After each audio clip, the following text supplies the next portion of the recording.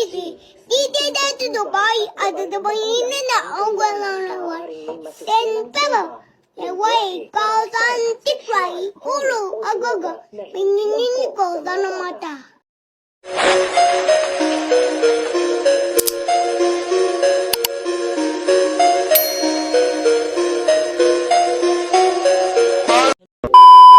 Hello mga ka-hunter, nandito tayo ngayon sa gubat upang tumira ng 3 araw. Paano masabi? Pero kaya ba natin yan? Let's go! Nandito ako ngayon sa bundok na ako lang mag-isa. Then, ang pakakainin ko ngayon ay hahanapin ko rin. Pwede na!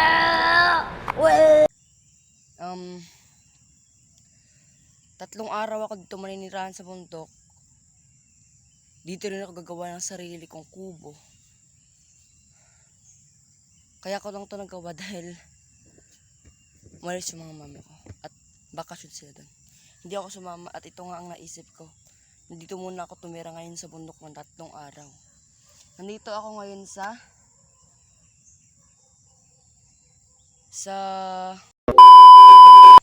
ewan ko kung saan itong lugar, basta pinuntahan ko to.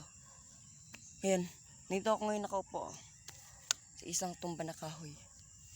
Kaya ngayon, tulungan niyo akong maggawa ng kubo.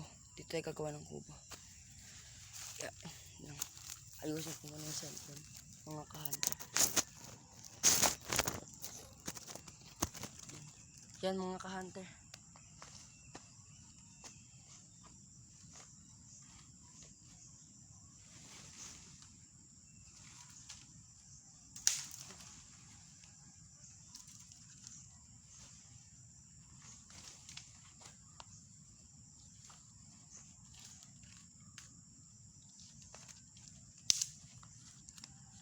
Kasi naisip ko to. At bago lang ako ngayon sa channel na to.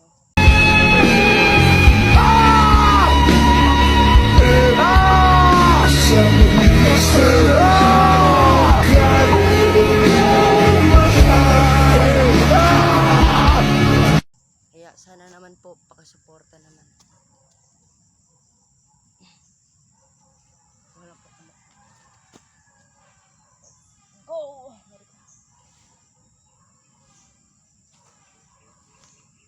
Kung makikita nyo mga ka-hunter, nandito ako sa bundok, narinig yung ingay.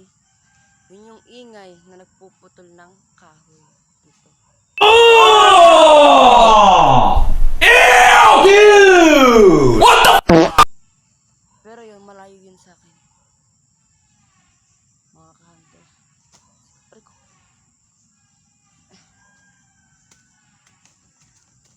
Ipunin muna natin yung maghahanap muna tayo ngayon ng mga gagamitin natin sa paggagawa ng kubo. Okay, let's go.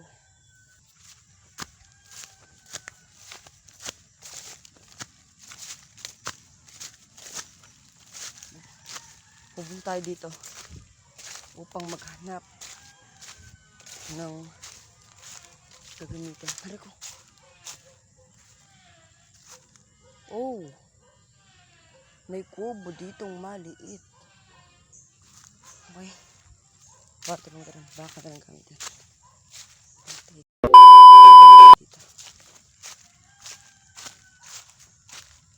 Dito ako sa bundok ni Lola ngayon. Pero, wala si Lola dito. Hindi sila umahon ng bundok. Kaya, let's go.